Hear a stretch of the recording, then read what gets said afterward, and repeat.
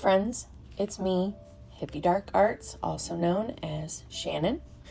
I am back for another artist anecdote. Today I'm going to tell you a very typical Gen X story. I am 46, I'm a Gen Xer, and I have an older sister who is about 6.5 years older than me. So for any of you Gen X or older millennials out there, you probably have some same experiences that I had when you were a kid. But when I was growing up, it was very typical for us to be alone, or we were also known what was called latchkey kids, which meant that we had a key to the house with us because oftentimes there were not adults at home when we were home. So we just had a key so that we could come and go. Well, I was pretty young, so before the age of 10, and it was very common for my mother to be gone somewhere and my older sister to babysit me.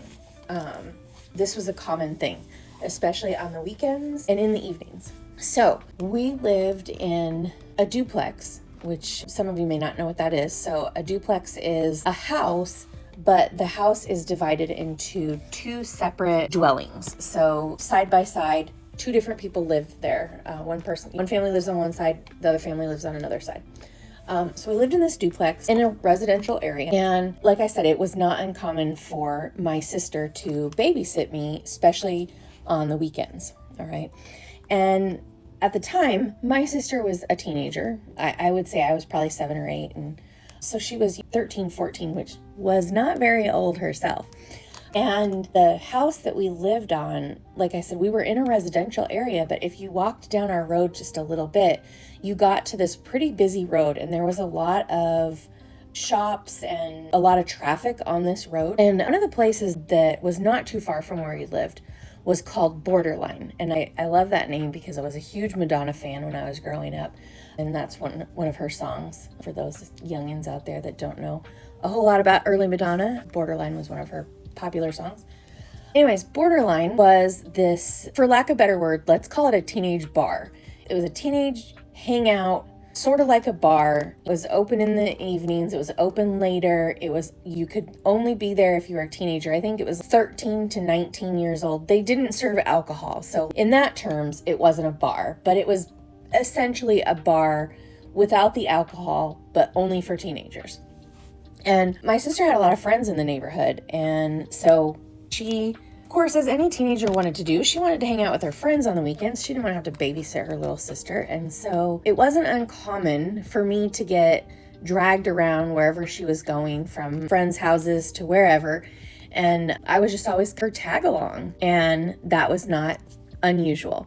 But this one particular time, I remember she really wanted to go to Borderline that night. And so she just decided to take me with her. Now, I don't know if you can see the problem with this, but I was definitely not a teenager. So there was no way I was getting inside that building. And so we walked up there, right? Because she wasn't old enough to drive. So we walked up there.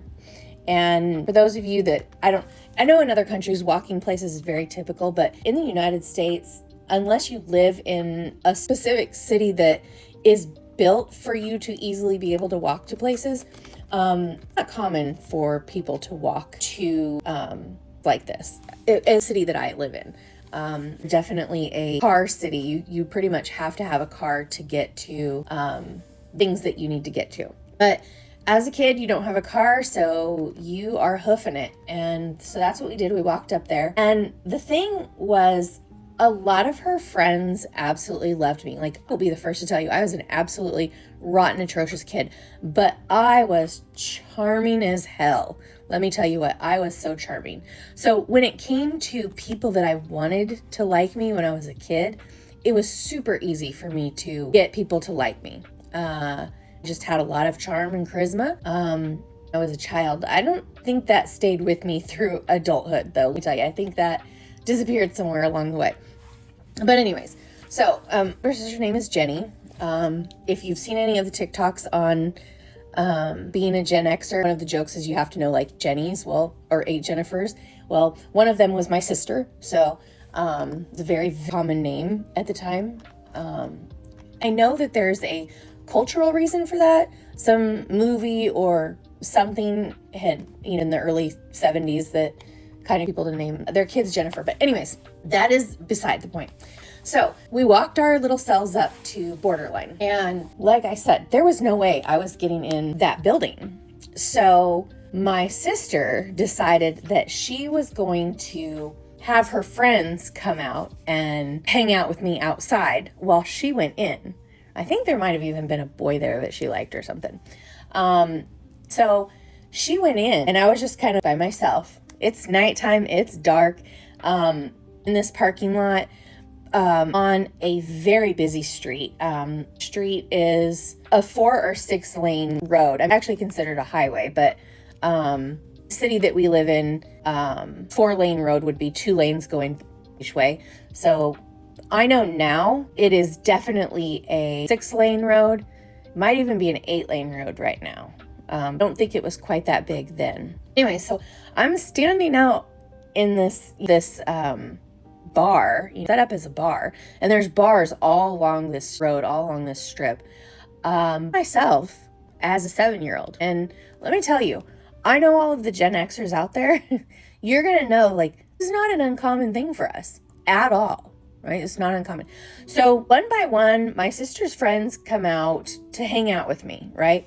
I don't even know that I could tell you what any of their names were, because these were not like that my sister hung out with for a super long time or was in her life for, a good amount of time. But so one by one, they came out and hung out with me so that my sister could be in there and fun.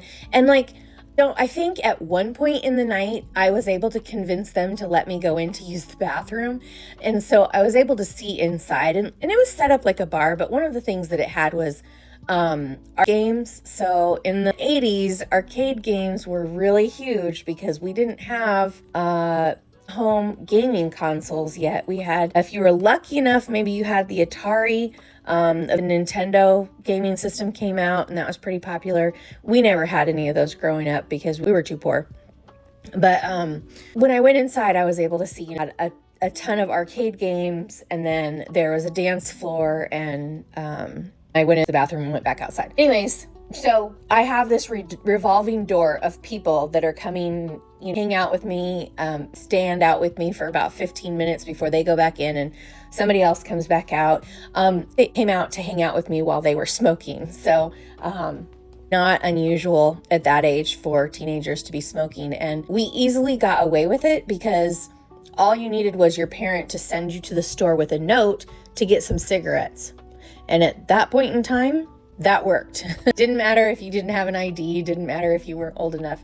If you had a note from your parent that you were there to pick up cigarettes, that was good enough. And so a lot of people smoked. And so they would come out and hang out with me. They were smoking. Well, at some point in the night, there were a couple people out there.